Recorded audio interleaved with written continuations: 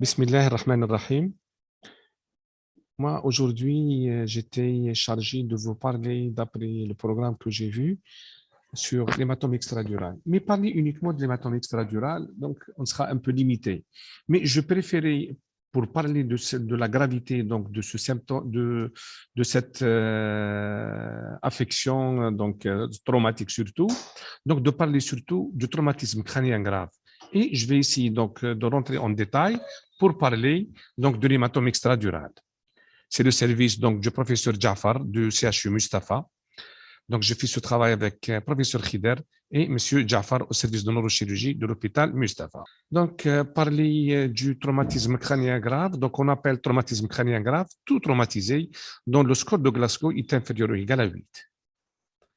L'intérêt de la question réside dans première cause de décès chez le sujet jeune, cause principale de décès des traumatisés graves, 60% sont dus à la lésion donc, crânienne, 6% aux lésions extracrâniennes, 26% à l'association du deux. C'est un problème de santé publique, perte de l'autorégulation, et risque vital à court terme et handicap à long terme. Sur le plan physiopathologie, les lésions primaires sont l'hématome, les contusions, les lésions axonales diffuses, les lésions secondaires d'origine centrale, c'est l'hypertension intracrânienne, l'œdème, l'hématome, l'épilepsie, l'hydrocéphalie, le vasospasme surtout, et les lésions secondaires d'origine systémique, l'hypotension, l'hypoxie, l'hypercapnie, l'hypocapnie, l'hyperglycémie et l'hyperthermie. Tous donc, ces facteurs vont évoluer vers l'ischémie et bien sûr l'ischémie qui va évoluer vers la mort neuronale. La pression intracrânienne, elle est de 2 mm sur le sujet normal, elle est plus de 20 mm, donc elle est anormale, et plus de 40 mm, elle est sévère. L'augmentation soutenue de la pression intracrânienne produit une diminution des fonctions cérébrales et compromettre donc le pronostic vital de traumatisé. Les signes de souffrance cérébrale, nous avons des signes donc, en rapport avec une atteinte déencéphalique, c'est des mouvements d'errance donc des globes oculaires, pupilles petits et réactifs, des signes de décortication, une respiration de chain stocks. Les lésions mésencéphaliques, surtout, on a l'hypertonie, l'hyperthermie, les pupilles irrégulières larges plus ou moins réactives, des signes de décérébration et l'hyperventilation. Et bien sûr, les signes ponton-bulbaires, qui est une respiration ataxique, médrias bilatérale réactive et la motricité nulle. Donc, c'est des signes donc, très graves et qui pratiquement vient juste avant l'évolution fatale donc, du traumatisé. L'imagerie médicale, la radiographie du crâne est inutile chez le traumatisme crânien grave car elle ne permet pas de prédire l'existence ou non d'une lésion cérébrale. La tomodensitométrie ou le scanner cérébral avec découpe axiale sans injection de produit de contraste dans le cadre de l'urgence, de 3 à 4 mm au niveau de la fosse cérébrale postérieure, de 5 à 10 mm donc, à l'étage substantériel peuvent montrer donc, un œdème important, disparition donc, des citernes donc, de la base, on voit très très bien, disparition des sillons, on ne voit pas les sillons, déviation de la ligne médiane, ici comme vous le voyez ici, et en double fenêtre, bien sûr, fenêtre osseuse, et fenêtre osseuse, on voit ici, par exemple, une embarrure, une fracture, et en fenêtre parenchymateuse, on voit cet hématome extradural, donc en lentille biconvexe.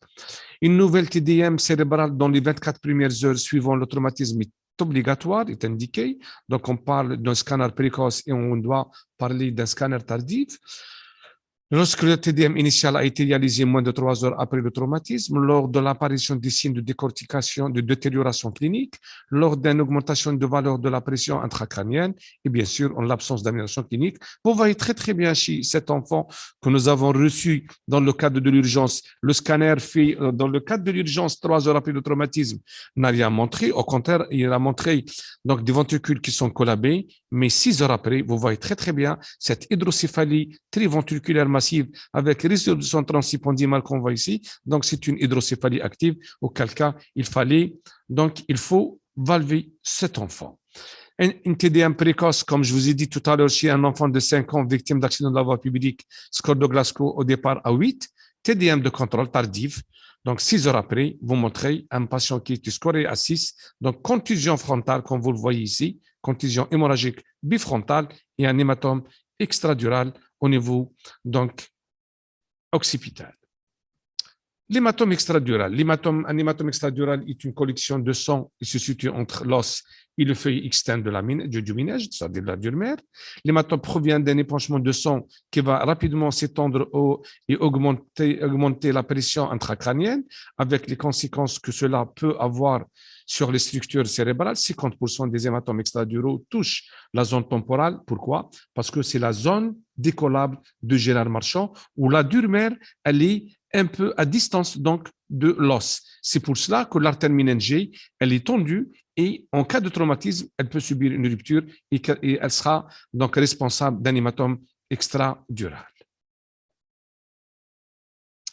La principale cause d'un hématome extradural est le choc violent. Le traumatisme doit être suffisamment important pour provoquer la rupture des vaisseaux qui se trouvent à la surface des méninges.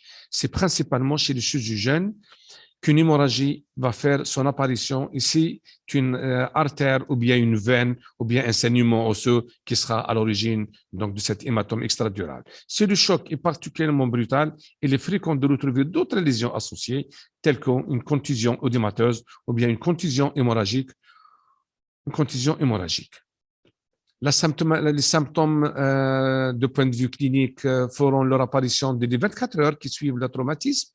Toutefois, un coma peut survenir d'emblée en cas d'hématome extradural suraigu, l'atteinte gravissime en raison de la compression du tronc cérébral.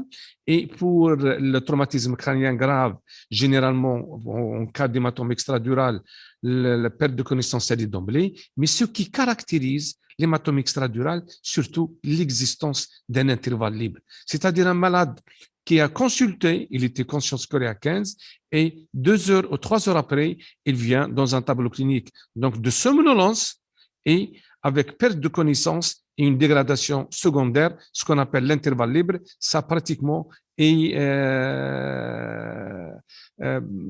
évocateur donc d'un hématome extradural lorsqu'il s'agit, il existe donc un intervalle libre. Cet hématome extradural, s'il est en frontal, on peut avoir une altération des fonctions supérieures. En zone occipitale où il y a donc les centres donc de vision, on peut avoir une hémianopsie, surtout en quadrant, latéral homonyme en quadrant. On peut avoir dans une zone frontale ou occipitale des signes d'hypertension intracrânienne, pariétale une hémiplégie ou bien frontale au niveau de la frontale ascendante, une somnolence.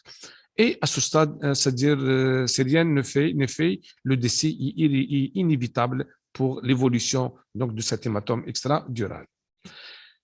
Donc, le diagnostic des hématomes extraduraux est contextuel. En effet, on sait qu'un traumatisme crânien risque de provoquer ce type de problème et c'est pourquoi une attention particulière est accordée aux personnes qui ont été victimes d'un tel traumatisme.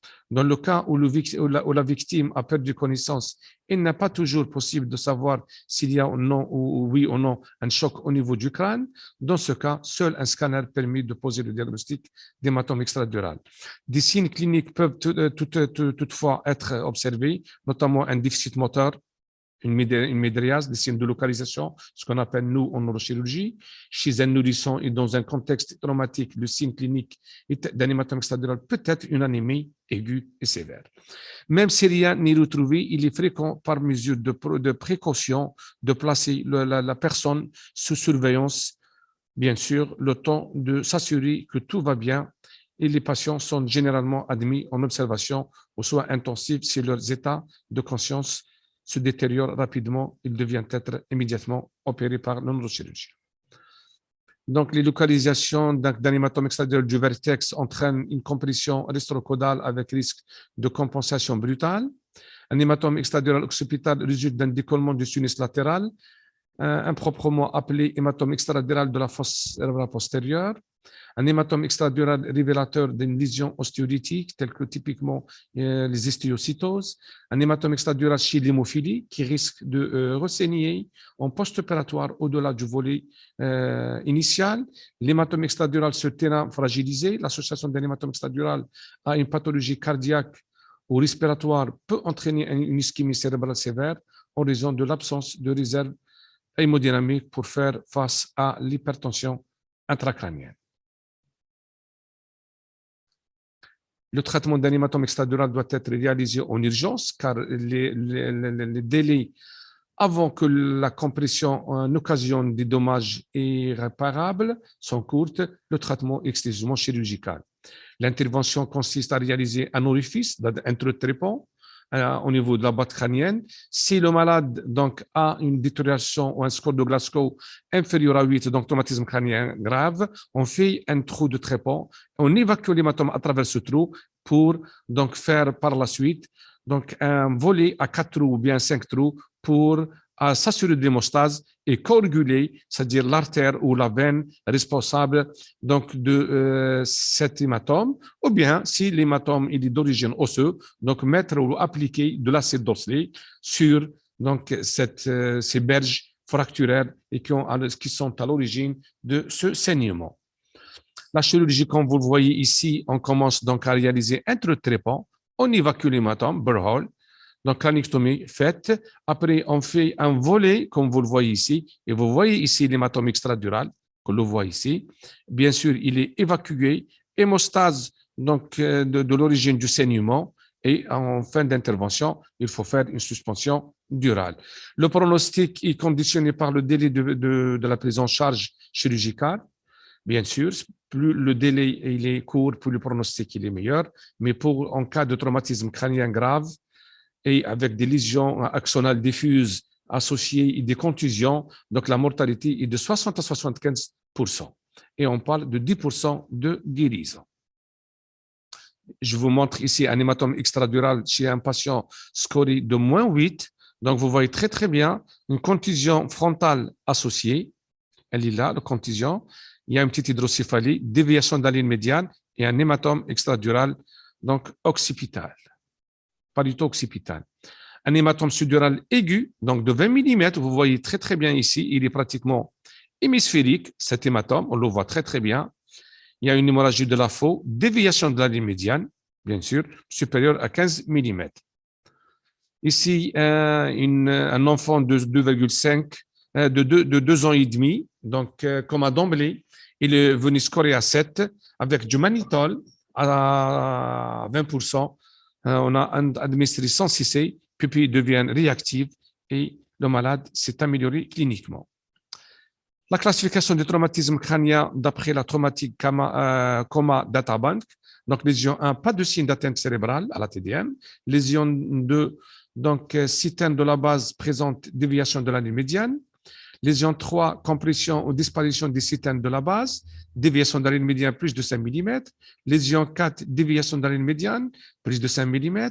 Absence de zone hyperdense ou mosaïque. Lésion chirurgicale, toutes les lésions chirurgicales, bien sûr, sont chirurgicales, hématome subdural aigu ou bien hématome extradural ou autre.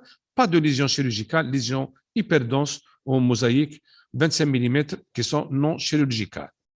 Ici, l'IRM comme examen complémentaire ne trouve pas ces indications de traumatisme crânien grave, ou bien même en cas d'extradural. Elle est non adaptée à l'expression osseuse, bien sûr, le délai de réalisation longue, l'intérêt en cas de coma avec TDM non contributif, c'est-à-dire un scanner normal et le patient il est dans le coma, c'est l'intérêt plus de pronostic à distance du trauma. L'indication d'une expression vasculaire angioscanner, angiographie conventionnelle, angio-IRM peut se poser à la phase aiguë d'un traumatisme crânien grave en cas de suspicion d'une dissection artérielle ou d'une fistule cardio-caverneuse. L'examen radiologique du rachis s'impose pour tout traumatisme crânien grave puisque l'examen clinique est toujours incomplet. Le Doppler, qui est un examen donc très fiable, il évalue l'hémodynamique cérébrale. Elle juge aussi de l'efficacité des mesures utilisées pour maintenir la pression de perfusion cérébrale, surtout pour nos confrères des réanimateurs. Le traitement chirurgical et des indications qui sont indiscutables devant lesquelles la chirurgie doit se faire en urgence. Par exemple, un hématome extradural, vous voyez très très bien l'aspect radiologique en lentille biconvexe, on le voit très très bien. Hématome extradural parietal postérieur. Et l'évacuation de l'hématome, c'est-à-dire s'impose en extrême urgence. Pourquoi? Parce que l'hématome extradural, c'est l'urgence par excellence en neurochirurgie. Une embarrure ouverte, parage de cette embarrure donc ouverte, qu'il faut l'opérer. Vous voyez très très bien ici à gauche, fenêtre osseuse où elle montre clairement donc cette embarrure. Et les fenêtres osseuses, on voit qu'il y a aussi donc de l'air. Peut-être il s'agit d'une plaie crânio-cérébrale. Ici, une embarrure fermée, aussi vous voyez très très bien, compressive, et puis sur plus de 5 mm. En frontopolaire, on voit aussi de l'air, une pneumocéphalie, donc qui témoigne d'une ouverture donc, des berges de la durmère, de la surface durale. Ici, la même chose aussi.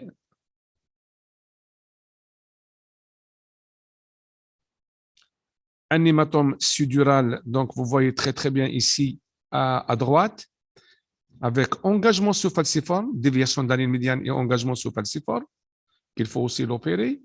Une hydrocéphalie qui nécessite un drainage en urgence par une valve de dérivation ventriculo-péritoniale. Un hématome intracérébral au contingent hémorragique de volume de plus de 15 mm avec déplacement de la ligne médiane supérieure à 5 mm et oblitération des cétaines de la base. Un volide compressif aussi semble être utile à la phase aiguë du traumatisme crânien grave dans les situations extrêmes d'hypertension intracrânienne non contrôlée. Vous voyez très très bien ici. Donc, on voit donc, un volet osseux fronto-temporo-pariétal. C'est ça ce qu'on appelle un volet décompressif de 10 à 15 cm. Donc, vous voyez très, très bien ici l'incision cutanée. Vous voyez très, très bien ici l'incision durale et l'évacuation donc de l'hématome suddural. Et bien sûr, il ne faut pas. Donc, la durmère est fixée au bord de la craniectomie pour prévenir ou limiter le saignement épidural. Fermeture durale avec plastie crânienne, bien sûr. Et bien sûr, le volet osseux, il n'est pas remis à se dire en place, mais il est abrité en sous-cutané, en intra-abdominal. Une fois que le malade va bien évoluer, ce volet sera remis en place. La lobectomie peut être préférable dans certains cas à l'évacuation d'un hématome ou d'une contusion, à la condition qu'elle intéresse la région traumatisée, siège de l'hémorragie.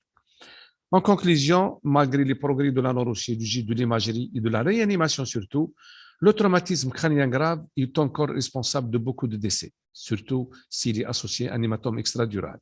Toutes les études convergent vers la nécessité d'une prise en charge pluridisciplinaire dans laquelle urgentistes, anesthésistes, radiologistes, réanimateurs et neurochirurgiens sont impliqués, le seul garant d'une éventuelle évolution favorable. Merci pour votre attention. C'est-à-dire, il y a quelqu'un justement, bonjour, wa alaykoum salam. Donc, demande s'il y a un délai d'opérer un hématome extradural. L'hématome extradural, c'est une urgence par excellence. Il n'y a pas de délai. Une fois qu'on fait le diagnostic d'hématome extradural, il faut l'opérer en urgence. Donc, une fois que le neurochirurgien ou bien le chirurgien généraliste ou bien le médecin réanimateur ou le médecin généraliste qui a demandé un scanner, il trouve qu'il y a un hématome extradural, il faut amener le malade au bloc en urgence. Avant l'engagement, bien sûr. S'il y a un engagement, donc ça sera trop tard, donc ce n'est pas la peine d'opérer le malade. Mais une fois que le diagnostic d'hématome extradural, il faut opérer le malade. Bonjour, concernant l'épilepsie généralisée, c'est-à-dire pourra être à l'étiologie d'un hématome extradural, pas du tout. L'épilepsie généralisée ne peut pas être comme étiologie de l'hématome extradural. Mais c'est le malade qui a fait des crises convulsives tonico-chroniques généralisées avec des mouvements violents. Et c'est-à-dire, il compte sa tête contre un mur ou contre un truc ou contre le sol ou autre chose. Ça, c'est le traumatisme qui sera à l'origine de l'hématome extradural, mais pas de la crise d'épilepsie. Non, c'est-à-dire pour les examens complémentaires, vous avez demandé, est-ce qu'on demande, c'est-à-dire tout malade qui a fait donc un intervalle libre, il faut demander un scanner? Oui, oui, absolument. Il faut le faire, c'est-à-dire pour avoir être sûr qu'il s'agit donc d'un hématome extradural pour confirmer la localisation et tout. Mais je vous dire une chose, à l'époque, il y avait des malades qui sont venus nous voir avec une médriase unilatérale où il y avait un problème de scan. Avec la notion d'intervalle libre, on était obligé, et le scanner, c'est-à-dire il est loin. C'est-à-dire pour demander un scanner, ça demande 1 heure ou 2 heures. À ce moment-là, on fait des trous de trépanation au niveau temporal. On commence toujours le côté de la médriase et le côté donc où il y a des signes cliniques. Donc, aux côtés de la médriase, on fait un trou de trépan au niveau de la zone décollable de Gérard Marchand. On ouvre et c'est-à-dire on ouvre à la recherche d'un hématome extradural. Si ce trou, c'est-à-dire vient, c'est-à-dire son hématome extradural, on est obligé de répéter ça pratiquement 2 cm en avant, 2 cm en arrière, au niveau pariétal, au niveau, et même on peut y aller jusqu'à côté. Mais avec le nombre de scanners qui existent actuellement, donc tout malade qui présente un intervalle libre, il faut donc faire un scanner chez lui. Et c'est pas forcément, c'est-à-dire tous les malades donc qui ont un traumatisme crânien, c'est en fonction donc de la classification de master 2 ou comment vous le classez. Et ça, il y a des malades qui nécessitent une surveillance, d'autres non. Mais un traumatisme bénin, on ne doit pas. Mais malgré cela, on est obligé de demander donc, aux parents de surveiller le malade. Il ne faut pas qu'il dort. S'il dort donc tous les 30 minutes, il faut le réveiller, il faut parler avec lui pour essayer de bien surveiller le malade. La durée de l'intervalle libre, Zeroud, il n'y a pas, c'est-à-dire il n'y a pas de durée fixe. C'est pour cela que chaque malade, ou chaque enfant surtout, qui a un traumatisme avec un trait de fracture occipitale, il faut faire un scanner. Pourquoi? Parce que l'intervalle libre pour un hématome extradural qui se développe dans la fosse cérébrale postérieure est plus, c'est-à-dire fatal, qu'un hématome frontopolaire, temporal, pariétal. C'est pour cela qu'il n'y a pas de durée fixe, mais généralement, en subtentoriel, en frontal, cet intervalle, il est environ de 4 à 6 heures. Mais il n'y a pas de durée fixe. Même si c'est la TDM, la tomodensitométrie, ou le scanner initial fait donc précocement, ce qu'on appelle un scanner précoce, on est obligé donc de voir le malade et le surveiller. Et en fonction de la clinique, s'il est bien cliniquement, OK, il n'y a pas de problème. Mais s'il n'est pas bien cliniquement ou il détériore son score, il faut refaire un autre scanner. Surtout, il faut libérer le malade, c'est en fonction de ton examen clinique. C'est ça qui va, si le malade a un traumatisme bénin ou le scanner initial est normal, donc le libérer chez lui et lui demander donc d'être surveillé par ses parents. Bien sûr qu'il y a une relation entre l'importance du saignement. Si vous avez le trou de la terminingée qui est pratiquement fracturé, à ce moment-là, c'est-à-dire l'intervalle libre, il sera réduit. Ça, c'est moins important. Mais surtout la localisation. Au niveau de la fosse cérébrale postérieure, proche du tronc cérébral, formation réticulaire activatrice responsable de la vigilance, à ce moment-là, l'intervalle libre, il est très, très, très réduit. Et même des fois, lorsqu'on demande un scanner, on peut même, c'est-à-dire vérifier s'il s'agit d'un saignement actif ou non. On trouve des hypodensités au sein d'une hyperdensité. Docteur Douadji, oui, effectivement, il y a un risque. Il y a un risque d'évacuer le malade dans les premières heures. Bien sûr, si vous avez c'est-à-dire un traumatisme, donc il y a un hématome extradural de la fosse cérébrale postérieure, et vous êtes, je ne sais pas où, maintenant, il y a pratiquement tous les hôpitaux, ils sont, c'est-à-dire équipés, il y a des neurochirurgiens.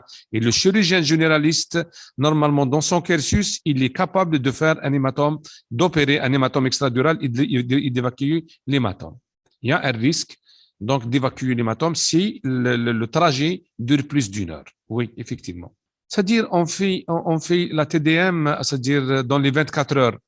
Si on a, c'est-à-dire, on a fait un scanner cérébral précoce et le malade, donc, c'est-à-dire le scanner n'a pas montré beaucoup de choses, ou bien n'a rien montré, ni collapsus, ni ventricules qui sont collabés, pas du tout. Et vous voyez que ton malade, il a dégradé son score après 6 heures ou après 5 heures. Vous êtes obligé de demander donc un scanner de contrôle. Le scanner, c'est-à-dire de contrôle, on le fait, c'est à la demande, c'est en cas d'aggravation clinique.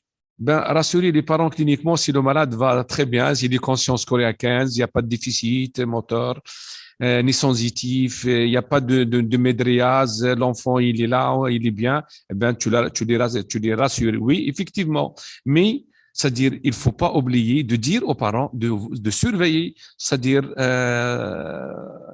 son parent ou bien leur enfant, c'est-à-dire pendant 24 heures. C'est obligatoire. pour ne pas tomber donc dans des situations où il y a installation, par exemple, d'un déficit moteur qui sera donc dû à un hématome sudural, un hématome extradural ou autre chose. Hein. J'ai oublié peut-être de répondre à l'intérêt des vomissements. Les vomissements, chez un traumatisé crânien, c'est-à-dire traumatisme crânien, c'est-à-dire bénin, même bénin, c'est l'œdème cérébral qui est à l'origine de ces vomissements, en dehors, c'est-à-dire d'un truc responsable des vomissements. Mais si un traumatisé crânien présente des vomissements, il est conscient, donc c'est l'œdème cérébral qui est donc à l'origine de ces traumatismes. Définition de l'intervalle libre,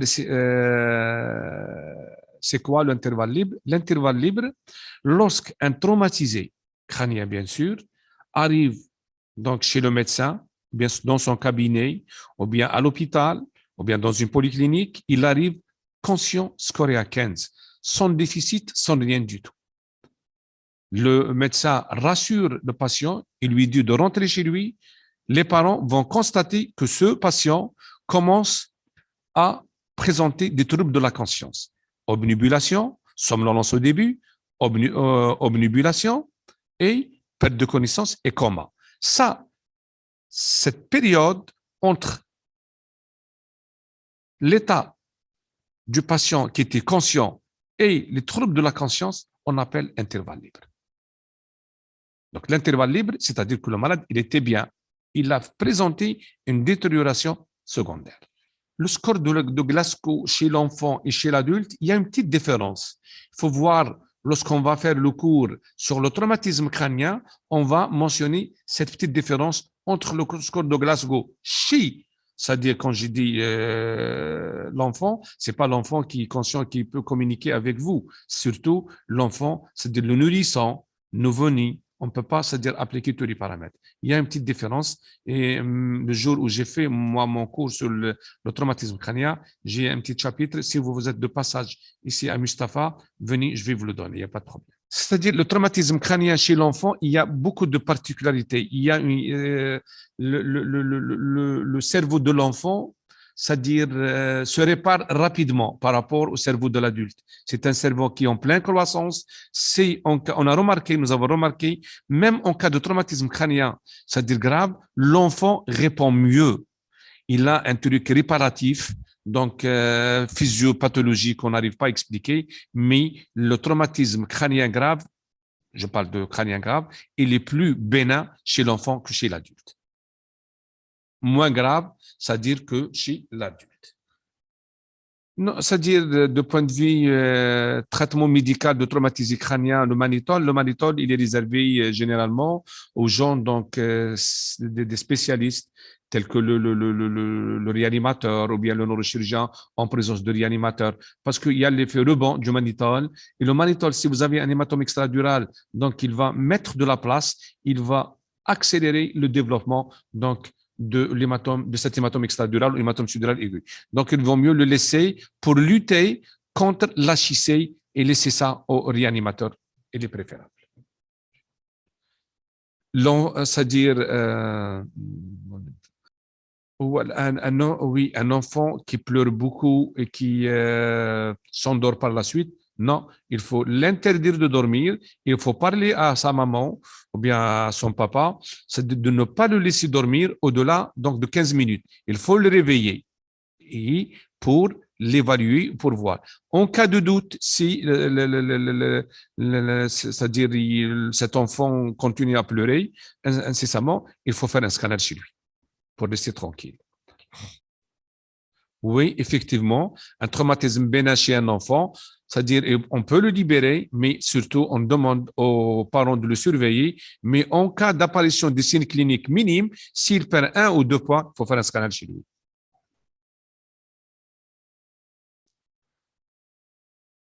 Le support du cours, il n'y a pas de problème. Ça, c'est un cours qui a pas de problème. Si vous passez, on va vous le donner, il n'y a pas de problème. Oui, vous pouvez partager sur Facebook, il n'y a pas de problème. C'est mes malades, c'est moi qui les a opérés, c'est mes images, donc j'ai pas de problème pour ça. Oh, frère, il n'y a pas de quoi, hein. Espérons que j'étais à la hauteur. Je m'attendais pas, c'était la dernière minute où ils m'ont parlé donc de l'hématome extradural. Je voulais faire autre chose, avec beaucoup de détails, parler de traumatisme crânien, la classification de Glasgow, l'aggravation, mais elles m'ont dit de parler de l'hématome extradural. Je voulais même parler de, moi, comme j'ai vu le syndrome extrapyramidal, je pensais extrapyramidal, pas extradural. Mais prochainement, Inch'Allah, on va faire le syndrome extrapyramidal, prise en charge donc, de la maladie de Parkinson, avec le traitement médical et le traitement chirurgical qu'on fait actuellement à l'hôpital Mustapha. Merci beaucoup. Merci. Merci pour tout le monde. Je suis content. Inch'Allah, pourquoi pas, oui. Non, on fait une TDM de contrôle si on a fait une TDM moins de 3 heures, si en fonction de la clinique. Si vous avez un élément nouveau, oui, on refait le scanner. Mais s'il n'y a pas le même examen neurologique, non. Il faut wait and see. OK, merci beaucoup. La vessie hémorragique, je vais demander à la responsable donc d'organiser un cours. Donc, on peut le faire. L'indication chirurgicale dans l'AVC hémorragique. Parce que l'AVC hémorragique, généralement, c'est le problème de neurologue, pas de neurochirurgien. Mais on va voir l'indication chirurgicale dans les AVC hémorragiques et les AVC ischémiques. Pourquoi pas, Inch'Allah. Merci.